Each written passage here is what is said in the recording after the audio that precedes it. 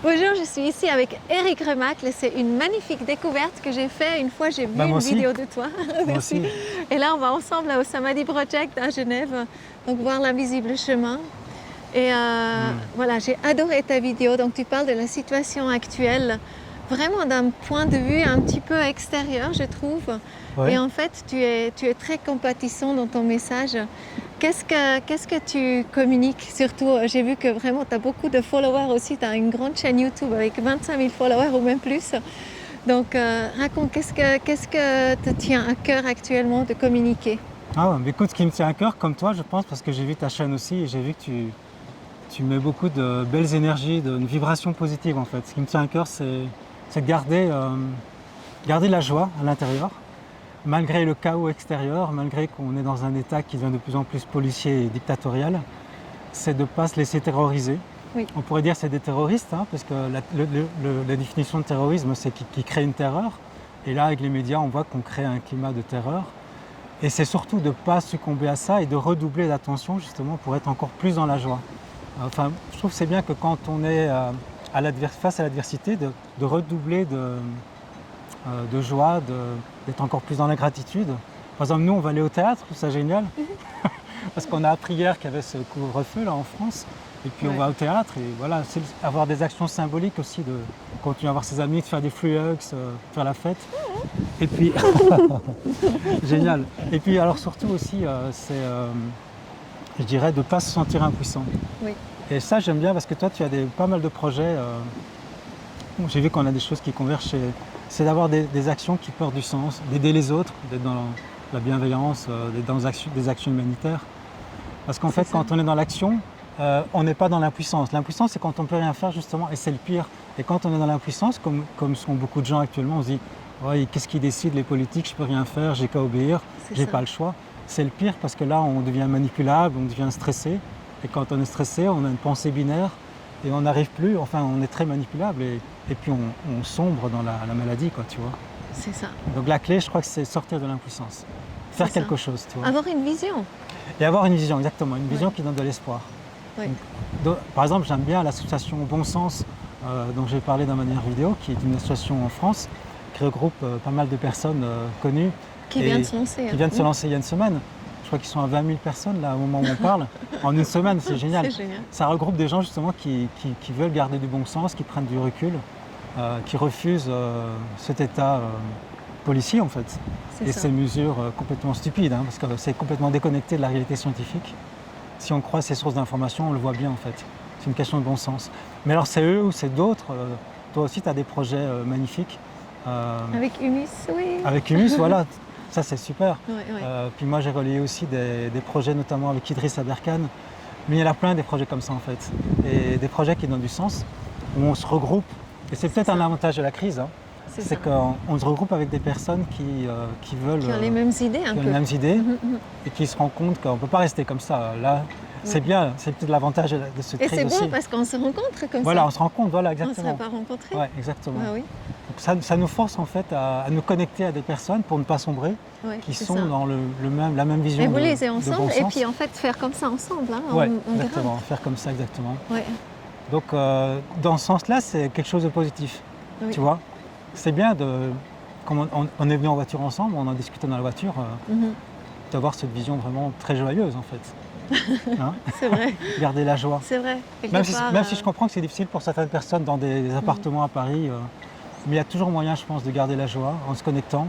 Aujourd'hui, avec Internet, si on ne peut pas sortir, au moins ce qui nous reste, c'est la connexion. Il faudrait le câbler, hein. Ça sera mieux. Qu'être dans les rayons comme ça. Ouais, c'est vrai. Il y a quand même des choses à faire. C'est pas la solution, c'est pas Internet. On est d'accord. Hein, c'est sûr. C'est un moyen de connexion en fait. Oui, c'est ça. C'est comme un système nerveux, ça connecte les cellules. Tu vois, les cellules de la conscience. Après, c'est la question de comment on l'utilise. Hein. Ça, c'est toujours à chacun de nous comment on l'utilise. Est-ce qu'on l'utilise pour envoyer des bons messages ou bien pour regarder des choses qui nous font vraiment pas du bien ou... Oui, c'est ça. Le choix, en fait. C'est comme à la télévision. Ça, si on regarde les médias traditionnels, moi, je trouve qu'il faut vraiment... C'est presque dangereux, quoi. De regarder les journaux parler, tout ça, c'est... Moi-même, je me suis surpris en regardant pendant 2-3 jours, à un moment donné, quand j'étais en France, il y a le mois passé, et j'ai vu que ça me faisait l'effet que ça me faisait. Pourtant, C'est fou. je pense être résistant au négatif, mais là, je vois que ça enlève de l'énergie en fait. C'est fou. On se sent impuissant, on se sent défaitiste. Ouais.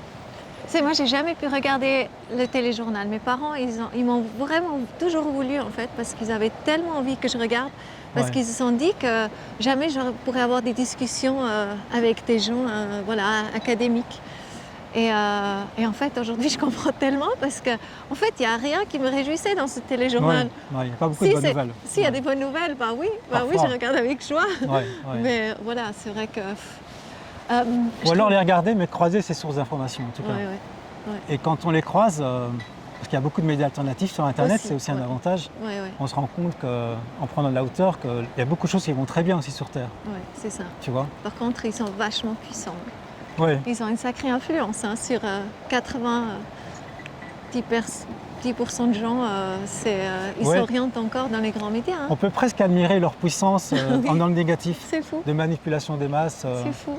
C'est presque admirable parce que c'est très intelligent, c'est bien préparé, Ah oui, c'est bien c'est des coordonné. bons conteurs Ouais, d'histoire. c'est bien coordonné. Franchement, les gars, bravo. C'est vrai. Si, hein. si jamais, ouais, tu vois, c'est vrai. C'est vrai. c'est pour ça qu'on doit Et en aussi fait, être ils sont organisé. ensemble. Voilà, c'est ça. Ouais. Ils sont ensemble. Et puis nous, on doit aussi s'organiser en fait. On doit vraiment se C'est ça, réunir. ouais. C'est ça qui est important. En fait, ce maintenant. qui fait la force, c'est l'union. Et comme les gens qui symbolisent l'union dans l'ancien monde, c'est les syndicats, les associations je sais pas, de professeurs, de médecins, ben, ils font pas grand-chose. Parce qu'ils ont peur, il y a une forme peut-être de lâcheté, ou ils suivent les médias traditionnels. Donc il faut recréer des nouvelles unions en fait. C'est ça. Et c'est pour ça que l'association Bon Sens, Humus, que tu fais, ce que fait Idrissa Berkane avec l'économie bleue, et puis plein d'autres associations. Ah, lui, il est à fond avec Günter Pauli dans l'économie Ouais, bleue en fait. ouais. Et Ah oui. rien que l'économie bleue, quand on regarde Ah ce ouais. genre d'émissions, Ah oui, ce c'est genre de génial. projet, C'est ça extraordinaire. donne du baume au cœur. Günter tu vois. Pauli, ça fait vraiment beaucoup de Ouais. bien Ouais. ouais. Alors ça donne une vision du futur qui est waouh.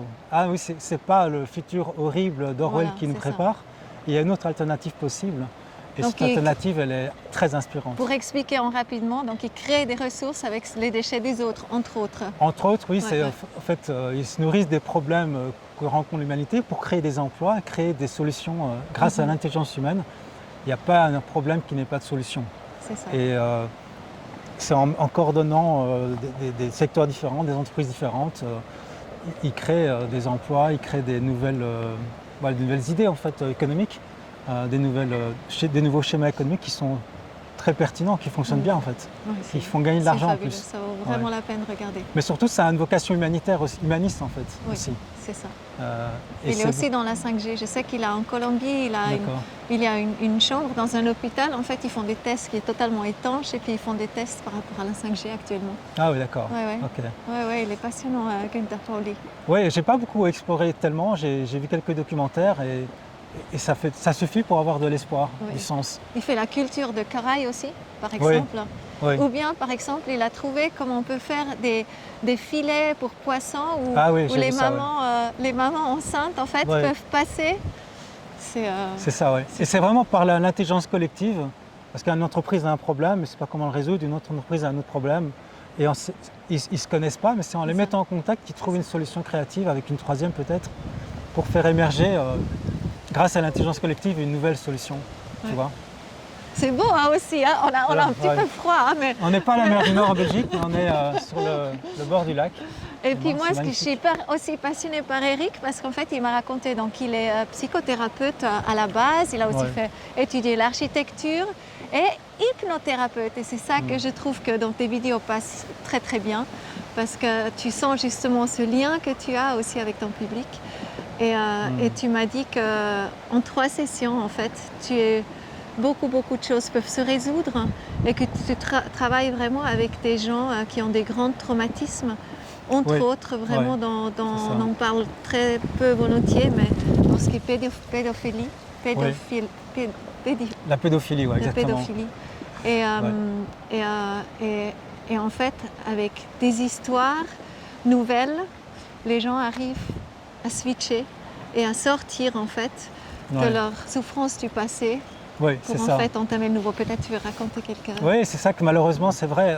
Parce qu'on est joyeux, on est positif, mais on est réaliste et on connaît le monde et il y a beaucoup de souffrance. Et moi, je suis en contact avec beaucoup de souffrance en tant que thérapeute.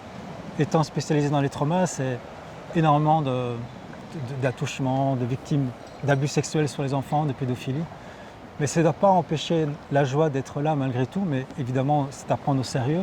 Et l'hypnose est très utile parce qu'on se rend compte qu'une victime, elle a vécu quelque chose, imaginons qu'elle a vécu une fois quelque chose d'atroce, mais pendant des années, elle va rejouer le film dans sa tête, tu vois. Donc elle va le revivre des centaines, des milliers de fois, cette scène traumatique. Et donc on voit que le problème, c'est l'enregistrement du trauma. Et en hypnose, en travaillant avec l'inconscient, on va travailler sur cet enregistrement. Parce qu'on est souvent hypnotisé par notre mental. Comme on est hypnotisé aujourd'hui par les télévisions et la peur d'un virus, on croirait qu'il y a la peste partout. On est hypnotisé par un film. Et bien c'est pareil, quand on est dans un trauma, on reste bloqué dans un film, qui est un film d'horreur en fait.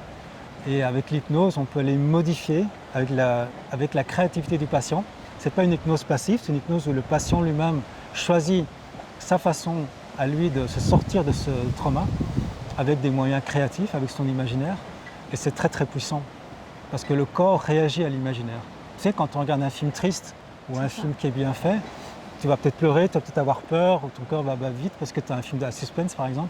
Mais tu sais très bien consciemment que ce n'est pas réel. Mais ton corps réagit. Et le problème, c'est le corps en fait. Nous, ce qu'on veut, c'est être heureux. Mais être heureux, c'est dans le corps que ça se passe. La joie, c'est dans le corps, la tristesse, c'est dans le corps. Donc c'est de travailler sur le corps au niveau des mémoires corporelles. On en parlait dans la voiture aussi, les mémoires corporelles. Et ça peut se reprogrammer en travaillant sur l'inconscient et donc l'imaginaire, tu vois. Et comment on te trouve? Parce que tu as dit que tu fais 90% par Internet surtout. Oui, je travaille beaucoup en ligne. Donc c'est bien, c'est un marché très ouvert sur l'Europe. Même je travaille avec des gens du Québec, d'Afrique, d'Asie. Mais donc sinon j'ai un cabinet ici à Lausanne, de l'autre côté du lac, par là. C'est fou, à Lausanne, c'est trop bien. Et sinon sur mon site, voilà, on peut prendre rendez-vous sur mon agenda. J'ai un agenda en ligne en fait. Ah oui, c'est magnifique. Et tu disais 3 séances, mais parfois c'est même moins. Et... En fait, la clé c'est de rendre les gens autonomes pour qu'ils puissent refaire chez eux. Tu vois. Mais c'est passionnant parce que comme tu as fait psychothérapeute quand même avant, et de voir qu'en 1, 2, 3 fois, que tu as des résultats que je pense que tu n'as pas eu en 10 séances, 20, 30, 40, 50 séances psychothérapie. Oui, c'est quand même... C'est quoi comme... Oui, c'est ça. J'avais le même blocage avant parce qu'avant que je connaisse l'hypnose, je travaillais juste avec le conscient, avec des mécanismes de thérapie classique. On fait du recadrage, on fait des métaphores, on se donne des objectifs, on est dans tu vois, des objectifs de comportement, on est dans le comportemental.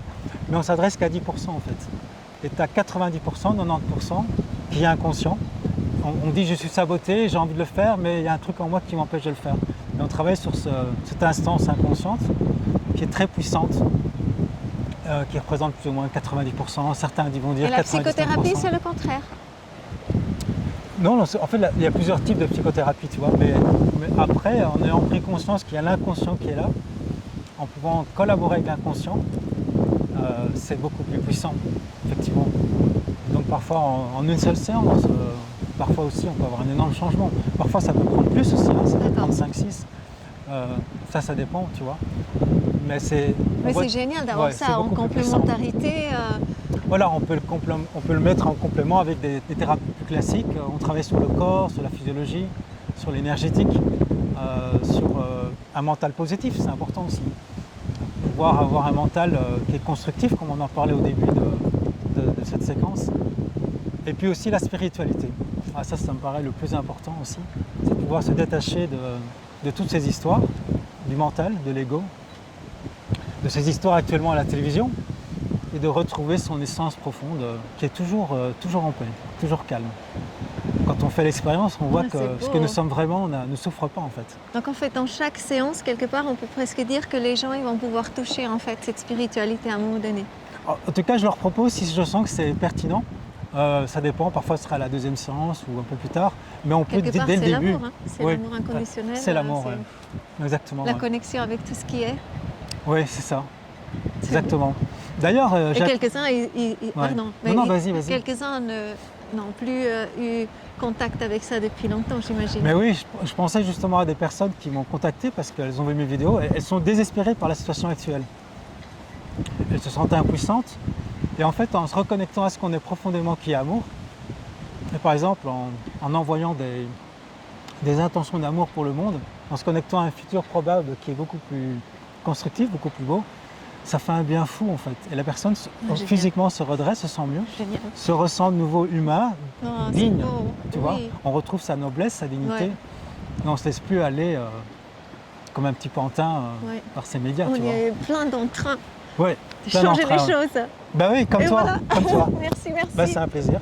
Génial. Voilà. Oh, merci Eric. Le Merci à meilleur. toi. Yes.